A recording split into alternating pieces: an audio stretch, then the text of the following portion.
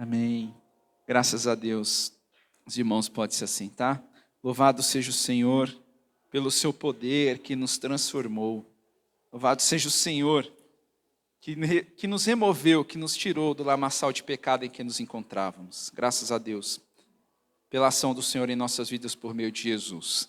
Irmãos, abra sua Bíblia comigo em Atos 19. Nós vamos ler a partir do versículo 18 até o 20. Atos 19, dos versos 18 ao verso 20. Se é o momento em que Paulo está em Éfeso, ele está pregando as Escrituras ali em uma das suas viagens missionárias. E aqui nós vamos ser apresentados nesses 3 versos a resposta que aqueles irmãos que se converteram deram quando eles creram em Cristo Jesus por intermédio da pregação de Paulo. Atos capítulo 19, dos versos 18 a 20. Vamos ler a palavra de Deus assim. Muitos dos que creram vieram confessando e denunciando publicamente as suas próprias obras. Também muitos dos que haviam praticado magia, reunindo os seus livros, os queimaram diante de todos.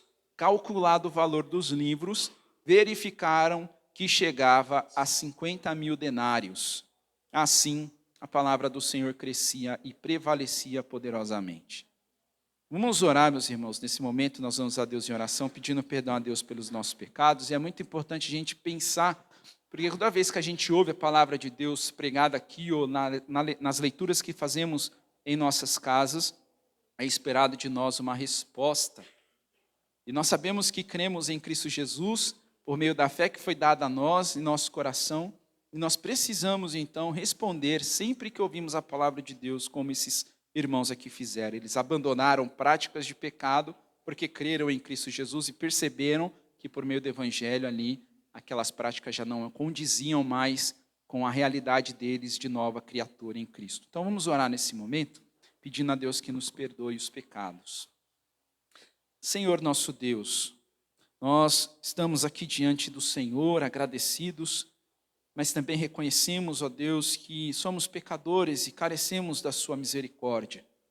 Esses irmãos ouviram a sua palavra e creram em Cristo Jesus e se arrependeram dos seus caminhos, abandonaram as práticas, como lemos aqui, ó Deus, de magia, deixaram, Deus, talvez o seu ganha-pão ilícito, porque creram em Ti.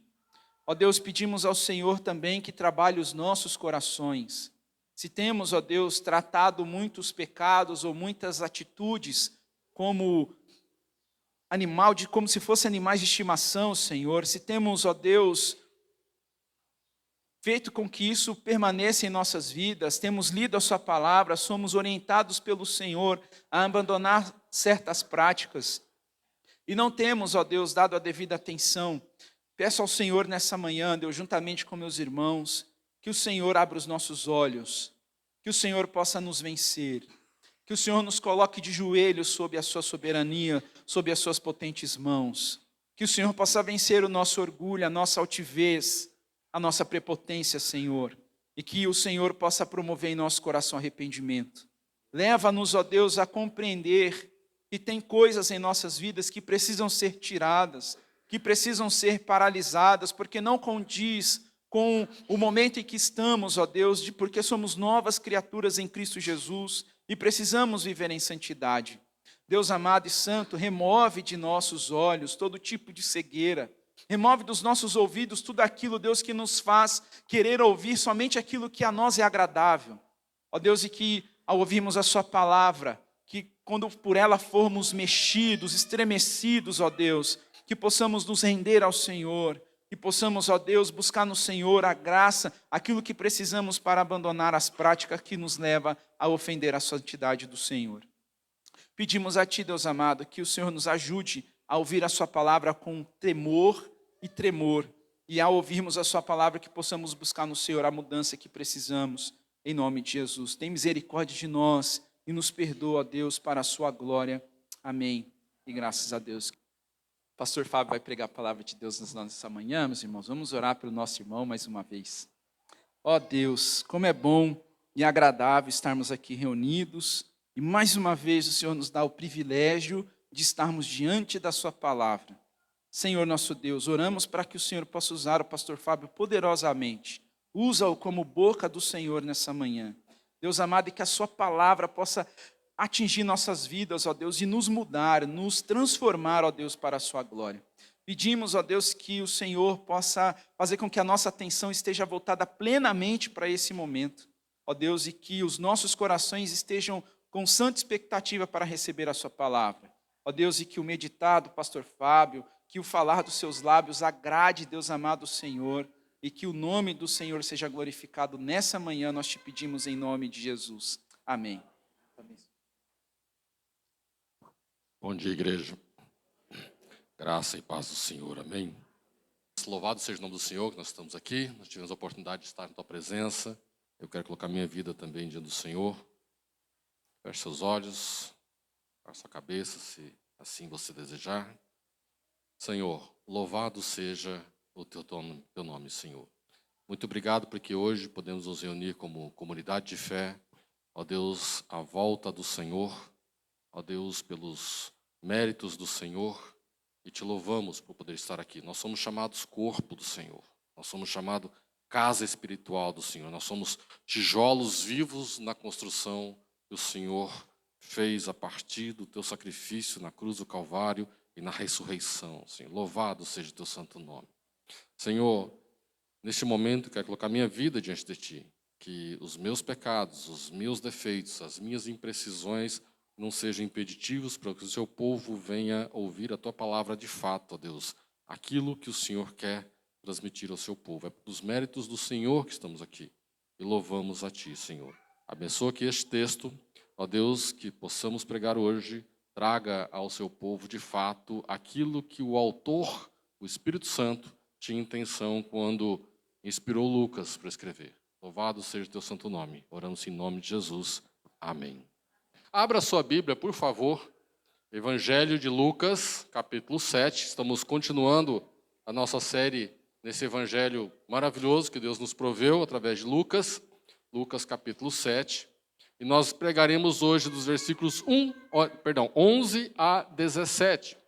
Pregamos domingo passado, dos versículos 1 a 10, e falava justamente sobre a cura do servo do centurião. E vamos pregar hoje de 11 a 17. No próximo oportunidade que a gente vai pregar, que vai ser em dezembro, vai ser de 18 ao 35, e então, depois do 36 ao 8:3, tá bom? Fechando o ano nesse tempo com o Evangelho de Lucas. Esse trecho do Evangelho, ele está visando, está narrando, ou existe uma intenção, talvez oculta, mas não tão oculta assim, em que Lucas trata da identidade de Jesus. Lembra que ele está escrevendo para Teófilo, né?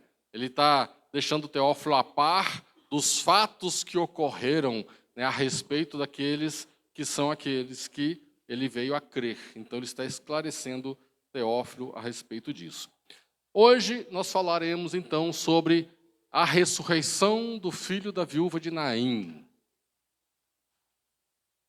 Vocês vão me perdoar hoje, porque eu já chorei muito estudando esse texto. Só quero esclarecer vocês um pouquinho sobre a geografia deste lugar. Vamos ver se vai funcionar. Ah, funciona. Né? Então vamos lá. Aqui nós temos então o Mar da Galileia. Se você pegar um mapa de Israel, isso é ao norte, tá bom? As fronteiras atuais de Israel estão mais ou menos aqui nessa região.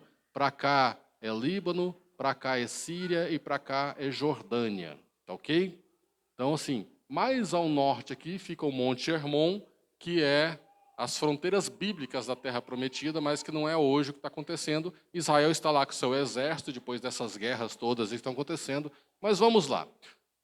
Aqui foi a entrada de Cafarnaum, o fato ou o local que aconteceu toda a história a respeito do servo do centurião.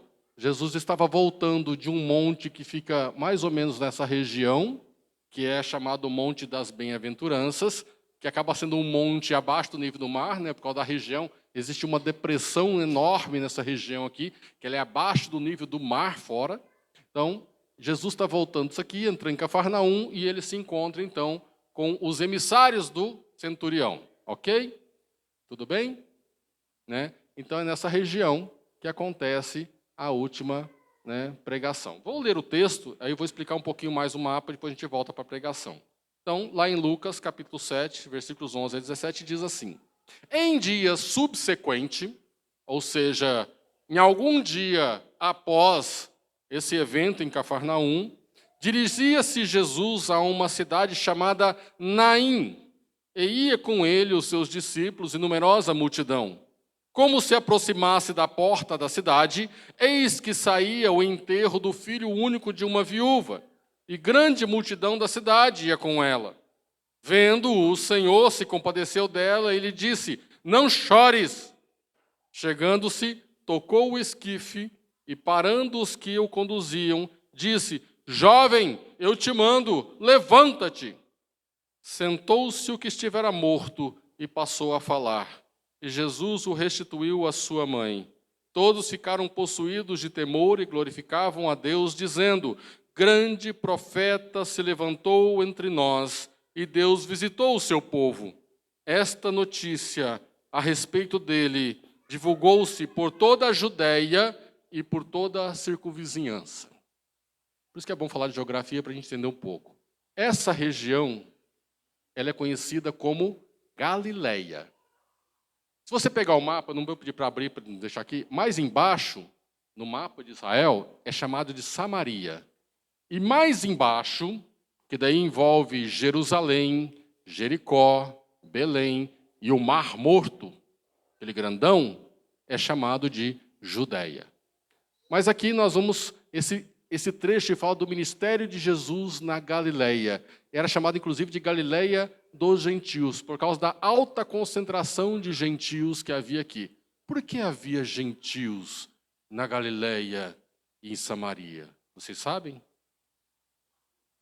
Porque em 700, mais ou menos, antes de Cristo, Senaqueribe, o assírio, entrou no norte de Israel, que era chamado Israel, as 10 tribos do norte, e invadiu a terra, levou um monte de cativo, trouxe gente de lá para cá e virou um pampeiro só. E assim acabou o norte de Israel, no século 700, mais ou menos, antes de Cristo ali. Então é por isso que existe uma concentração muito alta de gentios aqui. A Judéia, por outro lado, foi dominada por Babilônia. E Babilônia, ela não fez essa miscigenação de raças.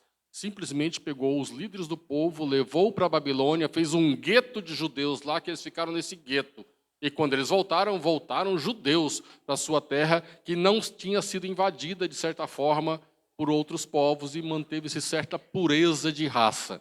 Por isso que os judeus, eles tinham um certo problema com os povos do norte, por conta da sua miscigenação. Tanto é que tem um trecho lá em João 4, que Jesus passa por Sicar fica mais abaixo aqui, lá em Samaria, e ele começa a conversar com a mulher na beira de um poço, e o povo fica escandalizado com isso. Por quê? Porque ela era uma samaritana, e samaritana, eles sabiam, os próprios samaritanos, que os judeus não se davam com os samaritanos, por conta dessa miscigenação. Mas, bom, vamos aqui. Então, aqui tem o lago da Galileia, Cafarnaum, Magdala. Tem uma personagem interessante de Magdala. Quem pode dizer? Maria, porque é Maria Magdalena. Ela é de Magdala. É Maria de Magdala. Por isso chama Maria Madalena. Ela é dessa região aqui. Aí tem Tiberíades, uma cidade também que é muito falada. E aqui existe uma região chamada Decápolis, que são 10 cidades pequenas. Mas a cidade que nos interessa é justamente esta, Naim. De Cafarnaum a Naim dá em torno de 50 quilômetros. Há quem diga que Jesus, na verdade, tinha intenção de visitar Nazaré, a sua terra, mas ele vem para Naim. Sabe o que é interessante sobre esse texto? Apenas Lucas fala sobre a viúva de Naim. Na Bíblia tem o que nós chamamos de problema sinótico. Marcos foi o primeiro a escrever, e Lucas e Mateus, eles pegam o material de Marcos para poder escrever os seus evangelhos. Mas você encontra textos que só existem entre Lucas e Mateus, não está em Marcos. Então existe uma fonte, que que é comum a Mateus e Lucas. Mas Lucas tinha as suas próprias fontes. Ele entrevistou pessoas, ele foi atrás de relatos, ele foi atrás de narrativas, e ele chegou à conclusão de que existia narrativa também de Naim, e ele relata a história de Naim, só apenas ele. E é importante que é Lucas que retrata isso, porque ele é meticuloso, ele é detalhista. Então Jesus desce de Cafarnaum a Naim, são 50 quilômetros. Há quem diga que isso aqui demorou em torno de 2 dias. Por isso que fala dia subsequente, não quer dizer que seja no dia seguinte. É o próximo ato de Jesus a descer. E desce um monte de gente com ele. Mas é bom você saber que Naim, ela fica na encosta norte de uma montanha que ela é pouco conhecida, mas ela é importante. Aqui, logo imediatamente ao sul, colado com Naim, existe o Monte Moré. O Monte Moré, se você quer saber um pouquinho da importância dele, é o monte onde Gideão se escondeu antes de atacar os midianitas que estavam no vale, aqui nessa região. Ao norte, ali, um pouco mais ao sudoeste de Naim, existe um outro monte importante também, mais ou menos nessa região aqui, é o Tabor. O Tabor, ele é interessante porque ele parece um promontório. Ele é uma montanha no meio do nada. Ele é um morro, parece um cone no meio do nada. E a tradição diz que é no Monte Tabor que aconteceu mais tarde a transfiguração. É o Monte da Transfiguração, é o Tabor. Aqui, nessa região, ao sul de Naim, existe uma outra montanha importante que é Gilboa. Não sei se você conheceu, já leu 1º e 2 Samuel, né? É aqui em Gilboa em que há a batalha em que os exércitos de Israel perdem para os filisteus e morre Saul e Jonatas. É nesse monte chamado Gilboa que ele faz fronteira do vale de Jezreel com o vale de Siquém, que fica aqui embaixo. Aqui é o vale de Jezreel. Vale de Jezreel significa Deus semeia. É um vale muito fértil, essa região. Mas por que eu queria falar essas coisas com você? Porque Naim, ele fica numa encosta de uma montanha, né? Ele fica na encosta da montanha e nós vamos ver que é significativo este fato. Eu vou tentar ler um pouco do texto que eu mesmo escrevi, né? Porque afinal de contas eu escrevi. Vamos lá, né? Falei para vocês já que Lucas, ele é o único que traz essa narrativa, né, entre os 4 evangelhos dos acontecimentos do encontro entre Jesus e esta viúva de Naim e seu filho morto. Porém, é oportuno que seja Lucas quem o faz, em especial por sua característica detalhista. Lucas afirma que em dias subsequentes, sabemos que anteriormente Jesus esteve no monte a noroeste de Cafarnaum, onde lá começou, né, por assim dizer, o seu ministério público oficialmente. O que Jesus fez lá? Vocês lembram? O que Jesus fez nesse monte? Nós pregamos isso recentemente. É as bem-aventuranças, certo? Nessa região, não vai? Nessa região aqui fica o monte das bem-aventuranças. E também Mateus fala sobre elas. Então Jesus começa que meio que oficialmente o seu ministério lá no monte das bem-aventuranças, escolhe oficialmente os seus discípulos, promove milagres e curas quando desce desse monte, entre o povo que assistia. Lá Jesus profere as características dos membros do reino, que são as bem-aventuranças, assim como os ais em contraposição às bem-aventuranças, fala do amor ao próximo, exemplificando nas parábolas do guia cego, das 2 árvores, dos seus frutos e nos 2 fundamentos. Aí nós chegamos então a cura do servo do centurião. Ao concluir suas palavras, Jesus se dirige a Cafarnaum e lá chegando, ocorre o encontro dele com os emissários do centurião, cujo servo está à morte.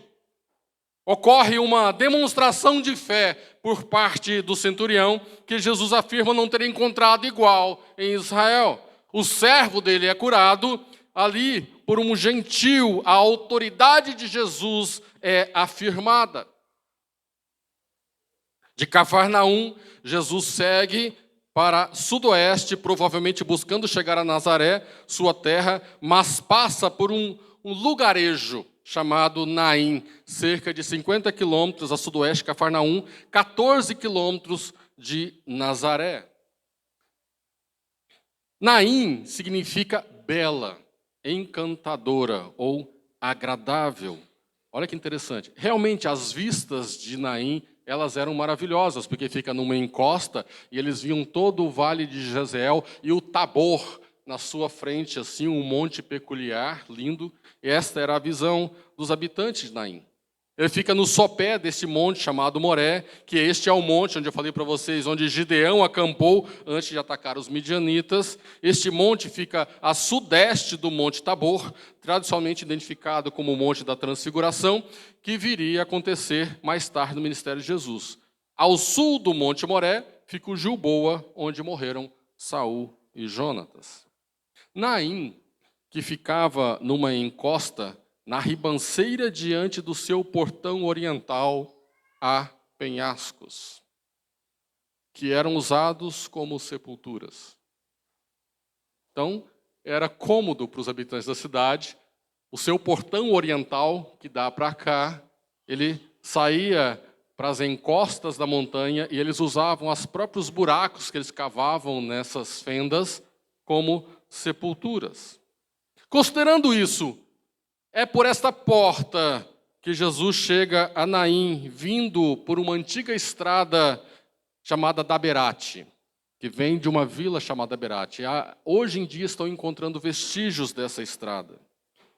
Jesus está entrando pelo portão no mesmo momento em que um cortejo fúnebre está fazendo o caminho inverso em direção aos penhascos para fazer um sepultamento. Veja, Jesus vem de uma viagem que deve ter durado pelo menos 2 dias e chega neste exato momento. Quantas vezes você já usou a palavra coincidência em sua vida? Você está no mercado e coincidentemente você encontrou o pastor. Você está numa banca de jornal e, coincidentemente, você encontrou aquele irmão que fazia muito tempo que você não via, está com saudades dele. Num ônibus, esses dias me contaram, da coincidência do Obeide encontrar, as irmãs gêmeas, e foi batendo um papo gostoso, até Campinas, em inglês, que foi muito bom para ele e para elas também. Casualmente ou coincidência é como lemos os fatos da vida. Quantas vezes já leu sua Bíblia e descobre algumas dessas coincidências e você se surpreende com o timing perfeito de um evento casual? Lucas usa casualmente. Ele usa a palavra. Em Naim descobrimos que coincidência pode ter como sinônimo providência.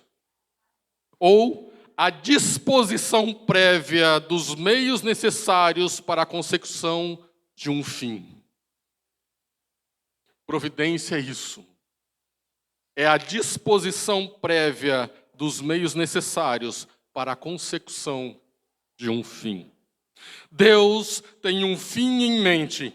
E as circunstâncias e os meios são previamente dispostos de forma que este fim desejado e planejado seja alcançado. O fato é dado, isto é dado o nome providência. Como Lucas retrata, no momento certo, Jesus chega, ponto. Jesus não chega atrasado. Ele não chega adiantado. Ele não deixa de chegar. Jesus chega no momento certo. Ponto. E disso você já pode talvez trazer ilustrações para a sua vida. Disso você talvez possa trazer desses dois fatos, que coincidências no reino não existem. É providência. No momento certo, Jesus chega. Ponto. Fazia parte da lei judaica que os mortos não poderiam ser sepultados dentro das cidades. Era mesmo uma questão sanitária. Olha que interessante. O cemitério não poderia ficar dentro da cidade. Nenhum corpo morto poderia ser sepultado dentro da cidade. Era uma questão sanitária. Então, fazia sentido que o féretro estar saindo da cidade em direção às sepulturas que ficavam fora dos muros da cidade. As cidades eram geralmente muradas e guarnecidas. O cemitério, o lugar das sepulturas, devia ficar fora da cidade. Mas é bom ressaltar, mais que uma questão sanitária, os mortos deveriam ser sepultados fora dos muros, fora das cidades. Não pertence aos mortos a permanência entre os vivos. Se você quer mais um ensinamento, é o terceiro de hoje. Não existem coincidências no reino. No momento certo, Jesus chega. Não pertence aos mortos a permanência entre os vivos. Aos mortos é destinado que fiquem fora dos muros da cidade dos vivos. E é muito interessante que, em diversas passagens das Escrituras, os próprios autores usam essa figura para dizer a respeito dos mortos, espiritualmente falando. Que a eles é dado serem lançados fora, onde haverá choro e ranger de dentes. Em Naim, há uma conjunção de 3 entendimentos por parte dos judeus a respeito dos fatos da vida que são, no mínimo, interessantes e trazem luz e enriquecem a narrativa de Lucas, que são a respeito da pessoa que Jesus encontra no portão. Como que era o féretro na época? Vinham na frente as carpideiras. Sabe o que eram as carpideiras? Você sabe o que é isso? Choradeiras profissionais. Eles contratavam mulheres, geralmente mulheres, não sei por que mulheres, mas contratavam mulheres. É sério, gente, tá? Não estou brincando não, mas contratavam mulheres que eram as choradeiras profissionais. Elas lamentavam dramaticamente à frente de um funeral, de um féretro. Não só isso, mas havia também os tocadores de alguns instrumentos. Era com base em música que eles conduziam o féretro. Entre as carpideiras e os tocadores de instrumentos, diferente da nossa prática, vinha a viúva. A viúva, ela precedia o corpo do seu filho morto. Hoje nós fazemos o contrário. Vão as coroas de flores, vão o caixão, não é isso? E a família, e vem atrás toda a procissão num sepultamento. Mas lá não era assim. Lá vinham as carpideiras, os instrumentistas, a viúva, ou os familiares, no caso só tinha ela. E vinha o corpo num esquife. O que era o esquife daquela época? Nada mais era de que 2 varais de madeira, geralmente uma tábua, ou um pano, uma maca, e um corpo enrolado em tecido, cuja única coisa visível era o rosto. E vinha sobre os ombros de 2 ou 4 homens, carregando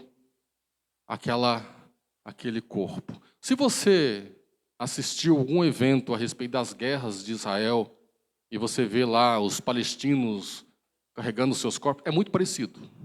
É muito parecido. A maneira como eles preparavam os corpos. O israelense prepara o corpo do mesmo jeito, só que não fica visível para a gente, não aparece na mídia. É enrolado num pano, e a única coisa visível é o rosto. E é chamado isso de esquife. E era assim o funeral. Mas tem 3 coisas muito interessantes a respeito desse funeral, que tem a ver com as crenças do povo de Israel daquela época. Eles achavam e criam que algumas coisas eram sinais de juízo divino. Os motivos pelos quais o juízo estava sendo executado, eles não sabiam. Mas a coisa física, ou o fato, eles demonstravam um juízo divino. E um deles, os judeus acreditavam que a morte precoce era sinal de juízo divino. Em Naim, um jovem havia morrido. Na cabeça do judeu médio, aquilo era sinal de juízo. Olha o que diz Salmos 55, 23. Tu, porém, ó Deus, os precipitarás à cova profunda, homens sanguinários e fraudulentos não chegarão à metade dos seus dias. Eu, todavia, confiarei em ti. O judeu acreditava que a morte precoce de um jovem era sinal de juízo divino. Por si só, isso gera um motivo de muito burburinho na cidade. A cidade era pequena, mas não só isso. A morte do filho único era sinal de juízo de Deus. Olha 1 Reis 17, 18.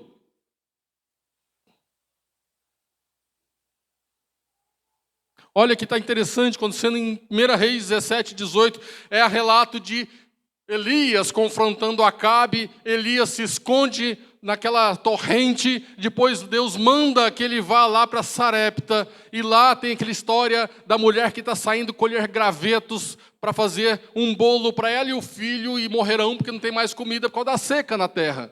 Elias manda que ela cozinhe um bolo para ele, que ela confie no Senhor, ela o faz, depois faz para ela e seu filho, e durante muitos dias a farinha da panela não acaba, e nem o azeite da botija, a provisão de Deus. Essa mulher era crente. Só que olha o que acontece, depois disto, adoeceu o filho da mulher, dona da casa, e a sua doença se agravou tanto que ele morreu. A história é semelhante. É uma viúva que tem um filho único, jovem. Então disse ela a Elias: que fiz eu ao homem de Deus? Vieste a mim para trazeres à memória a minha iniquidades e matares o meu filho? Não é trazer a memória dela, trazer a memória de Deus. O que ela está dizendo aqui, assim, ó homem de Deus, você veio até mim para trazer a memória de Deus a minha iniquidade, tornar evidente a Ele a minha iniquidade, e Deus julgar e castigar e executar juízo sobre o meu filho? Porque havia o entendimento de que a morte, não só do jovem, mas de um filho único, era sinal de juízo divino. E essa mulher, até brinco, né, que é um dos livros que eu estava estudando, Elias tinha uma congregação de 2 pessoas. Metade morre, 1. E a outra metade se rebela contra ele, 2. Que difícil para Elias.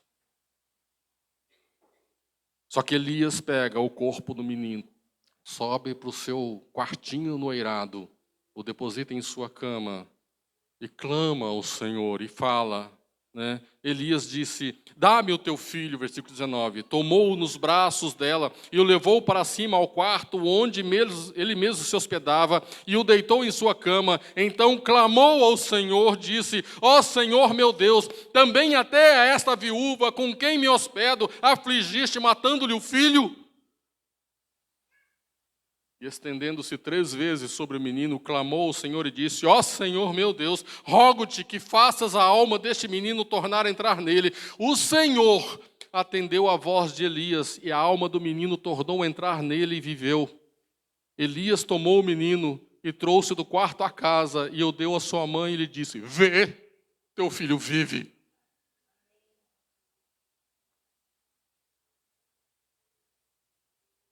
Aliás, existe o paralelo claro entre 1 Reis e Lucas. Porque lá em Reis, Elias está defendendo a divindade de Deus. Aliás, o nome de Elias, El-Yah. Deus é o Senhor, é o nome de Elias, é o nome dele proclamava, o nome dele defendia, fazia apologia ao Senhor. Tanto que quando ele fala para Acabe que durante 3 anos não choverão, ele fala assim, debaixo da minha palavra, a palavra de quem? De El-Yah. Do Deus é o Senhor, não vai chover. E não choveu. Só que vocês percebem uma diferença? Elias precisa clamar ao Senhor. E é com trabalho, é com luta que Deus faz o milagre. Não que Deus esteja resistindo. Ele clama, é o Senhor quem devolve a alma para o menino. Mas havia o entendimento de que era sob juízo divino que um filho único falecia. Mas não tinha acabado a história da viúva ainda. O tornar-se viúva, na mentalidade do israelita, era sinal de juízo. Olha o que diz Ruth, capítulo 1, versículo 20. Noemi, ela sai com seu marido Elimeleque e seus 2 filhos, porque havia fome na terra. Eles foram peregrinar nas campinas de Moabe. O marido de Noemi, ele era muito tapado espiritualmente. Tapado, porque o nome do marido dela é Elimeleque. Eli, né? Meu Deus, Melec, é rei. Meu Deus é rei. Ele mora em Bethlehem, Belém, Bethlehem, casa de pão. O homem cujo nome, meu Deus é rei, que mora na casa de pão, havia fome na terra. Isso é juízo, gente. Ele não conseguiu enxergar que era juízo. Em vez de dobrar os seus joelhos e confessar ao Deus dos céus o seu próprio pecado e da nação, ele foi peregrinar nas campinas de Moabe. E lá, os seus filhos contraem casamento, Marlon e Quilion. Aliás, Marlon e Quilion, né, é franzino e definhamento, o significado. Porque eles nasceram na época das vacas magras, por assim dizer. Então, os nomes deles tinham a ver com a época que estava vivendo, mas eles morrem. Agora sobra, e ele mesmo morreu, agora sobra Noemi e as suas 2 noras, Ruth e Orfa. Aí Noemi olha e fala assim, o que eu vou fazer numa terra estrangeira? Vou voltar para a minha terra. E vai embora. E as 2 vão atrás dela. Aí Noemi olha para as 2 e fala assim, minhas filhas, vocês são jovens, a terra de vocês é aqui. Fica, vai atrás de outro marido, casa de novo, constrói suas vidas aqui. Acabou, não tenho mais filhos para dar para vocês. Orfa volta. Não, Ruth não. Ruth fala, onde você for eu irei. O seu Deus será o meu Deus. A sua terra será a minha terra. O seu povo será o meu povo. E vai. Só que é muito interessante que tem um versículo que quando tudo isso acontece a Noemi, versículo 20 diz, porém ela lhes dizia, não me chameis Noemi, chamai-me Mara. Mara quer dizer amarga. Porque grande amargura me tem dado o Todo-Poderoso. Porque Noemi também entendia que a sua viuvez era juízo divino. Gente, pensa nessa mulher, às portas de Naim. Ela está saindo, atrás dela vem o corpo do seu filho jovem. A vida acabou para essa mulher. O lamento dessa mulher que agora caminha diante do corpo sem vida de seu filho é de uma profundidade que só encontra par em outra história, que é a história da viúva de Sarepta. A perda de um filho já é duro golpe na vida de uma mãe e de um pai. Aliás, há um provérbio que diz que é natural, é da vida o filho sepultar seus pais. Mas é antinatural um pai, uma mãe sepultar seu filho. É uma ruptura da ordem natural das coisas. É a descontinuidade da própria promessa de continuidade. Esta mulher não está enterrando apenas seu filho, mas todo o seu futuro. Literalmente, não só está cortada a sua linhagem, posteridade, memória, como ela está sepultando ali o seu arrimo na velhice. Ela não tem quem a sustente na sua velhice. Talvez seja este o motivo de tão grande multidão nas portas de Naim. Pois a conjunção de fatores é deveras trágica demais para passar despercebida numa pequena cidade rural no interior de Israel. Aos olhos da sociedade de sua época, aquela mulher estava sob juízo. Primeiramente por haver se tornado viúva em algum momento de sua vida, e isto tendo apenas um filho. Agora, o juízo se abate sobre seu jovem filho e sobre ela novamente, sobre o seu futuro. Não há clamor por misericórdia aqui. Lá no centurião há. O servo do centurião está às portas da morte. Há clamor, porque humanamente falando, ainda há esperança.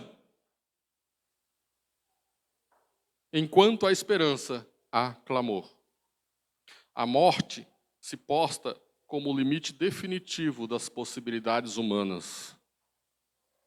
É muito interessante, mais à frente em Lucas 8:49, quando Jairo vem chamar Jesus para curar a sua filha que está às portas da morte, os servos de Jairo falam: não incomode mais o mestre, ela já morreu. Por quê? Porque humanamente falando não existe mais esperança. Não há clamor na morte. Na morte são silenciadas as preces. Restam apenas as lágrimas e o lamento. Talvez pelo não dito, pelo não feito. Mas é só o que resta. Mas Lucas está narrando algo maior e verdadeiro. Lembra da providência de Deus? Não é apenas um fato, uma narrativa isolada. Lucas está narrando sobre a identidade de Jesus. Lucas está explicando para Teófilo, através dessa história, que Jesus é Deus. Lucas está expondo que Jesus, e somente Ele, é Senhor sobre todas as coisas, inclusive sobre vida e morte. Num dia este que aos olhos humanos é um dia qualquer, sob coincidências circunstanciais que nos assombram e causam admiração, mas totalmente casuais, a vida e a morte se encontraram nos portões de Naim. Encontro este marcado desde a eternidade e a vida venceu. Jesus é aquele que afirmou a João: tenho as chaves da morte e do inferno, em Apocalipse 1:17-18, que afirmou para Marta, diante do desespero da morte de Lázaro: eu sou a ressurreição e a vida. João 11:25-26, não chores, só o Senhor da vida pode ordenar isso com propriedade e autoridade. Nós podemos abraçar, chorar, lamentar juntos, mas nunca poderemos fazer cessar a dor. Jovem, eu te mando, levanta-te. E a voz dele entrou no mundo dos mortos. Paulo escreve aos Efésios: ele vos deu vida, estando vós mortos nos vossos delitos e pecados. Como falei, existe uma divisão. O mundo dos mortos não é acessível a não ser pelo Senhor da vida, que detém as chaves da vida e da morte. Mas ele afirma que ele vos deu vida, estando vós mortos em delitos e pecados. Lucas compreendeu, e é sobre isso que ele está narrando a história às portas de Naim. Não é sobre a viúva e seu filho. Diante de uma multidão curiosa e assombrada, a história às portas de Naim é a história de como sua alma foi resgatada do inferno pelo Senhor da vida. Pairava sobre a viúva um juízo tríplice. Não tinha alegria em seu viver, tudo que lhe era precioso foi tirado, não tinha esperança nem futuro. Mas aquele que tem o poder para reverter todo o juízo, Lucas 5:24, também sobre a morte pode dar a vida.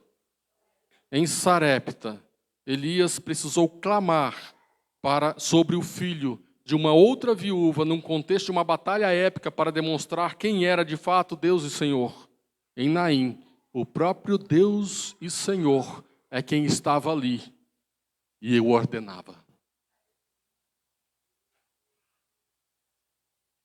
E é interessante que ao final dessa história, o jovem se levanta e começa a conversar, e Jesus o entrega à sua mãe, assim como Elias chega e fala: vê, teu filho vive, ela o entrega à sua mãe. Aí diz o texto que todos possuídos de temor glorificavam a Deus, dizendo: grande profeta se levantou entre nós e Deus visitou o seu povo, porque eles tinham a memória que Elias voltaria.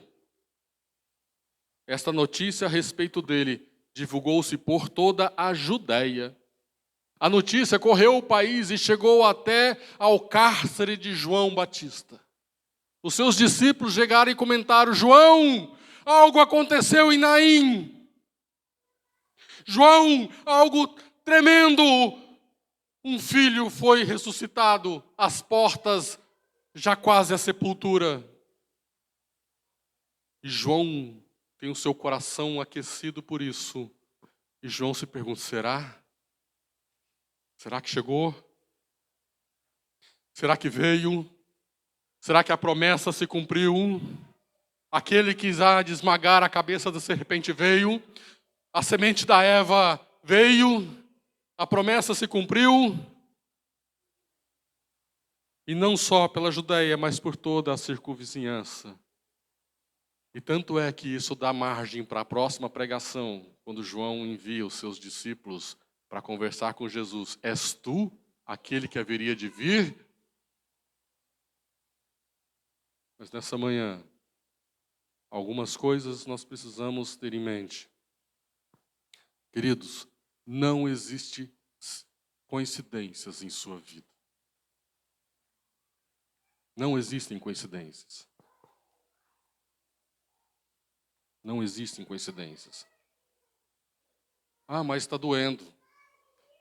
Ah, o fim disso não é aquilo que eu desejava, não é aquilo que eu esperava. Não existem coincidências. Outra, Jesus ele sempre vai chegar no momento que é para ele chegar. Não antes, nem depois, ou nunca, né? Ele sempre vai vir.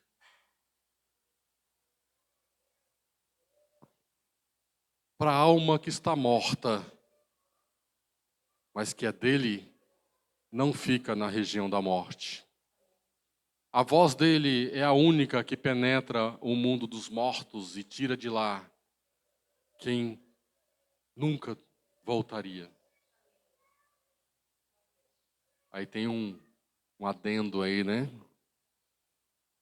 Não pertence aos mortos a permanência entre os vivos. Isso vale para você começar a olhar para a sua vida, a vida da sua igreja. Não pertence aos mortos o estar entre os vivos.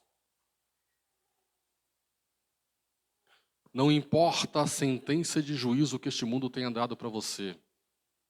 Qual que é o rótulo, qual que é o título que deram para você? Quem define isso é o Senhor. Essa mulher tinha um juízo tríplice sobre sua cabeça. Seu filho morreu jovem, é juízo. Ela perdeu o filho único, é juízo. Ah, você está viúva, é juízo. É Deus quem dita a sua história. É o Senhor quem escreve a sua história. Seja ela dolorida ou alegre. Seja ela sofrida, seja ela leve. Como diz o escritor das Crônicas de Nárnia. Ah, Senhor, e fulano? A história de fulano diz respeito ao fulano e a mim. A sua história diz respeito a você. Então, se a sua dor é maior que dos outros, cabe você e o Senhor entender por que a sua dor é maior que a dos outros. Ele detém as chaves da vida e da morte. Nessa história da viúva de Naim, ela não tem nome, o seu filho não tem nome, Lucas não relata nomes. Aliás, o milagre da cura do servo centurião, ele fica quase como um rodapé no trecho final. O que é importante nesse texto é que lá no centurião é um gentil quem declara a autoridade de Jesus e essa se cumpre. Aqui em Naim, Jesus é Deus. Lucas está falando da identidade do Filho do Homem. Ele é Deus. Porque só Deus penetra no mundo dos mortos e traz vida de quem está lá. Nós estávamos mortos em nossos delitos e pecados. E a voz do Espírito Santo soou em nossos ouvidos mortos. Trocou os nossos corações de pedra por corações de carne e fomos sensibilizados pela voz do Espírito. E o Senhor promoveu fé e cremos e nascemos de novo. Somos novas criaturas em Cristo, como diz lá em Coríntios. Tudo se fez novo, as coisas velhas ficaram para trás. Amém? Vamos orar? Senhor, louvado seja o teu santo nome por esse dia. Obrigado pelo tempo que nós tivemos aqui. Peço que o Senhor nos conduza para nossas casas em segurança, mas também conforte os nossos corações. Muitos de nós somos atribulados. Muitos de nós há vozes em nossos corações e mentes a respeito de todas as coisas que em tese o Senhor não fez. Ó Deus, há muitos desejos e anseios que não foram cumpridos. Ó Deus, há muita dor de vida, de tudo, ó Senhor. Mas é o Senhor quem detém a história de nossas vidas em suas mãos. Ó Deus, o Senhor interrompeu um trajeto desse jovem para o túmulo. Mas nós sabemos que mesmo que tiver chegado no túmulo, como aconteceu com Lázaro mais tarde, o Senhor lá chamou Lázaro para fora. Porque o Senhor é o Senhor da vida. Mas mais importante que a nossa vida aqui, é a nossa vida contigo. E o Senhor nos chama para si, ó Deus, porque o Senhor é o Senhor da vida. Louvado seja o teu santo nome, Pai. Dá-nos vontade da tua presença. Nós oramos assim em nome de Jesus. Amém.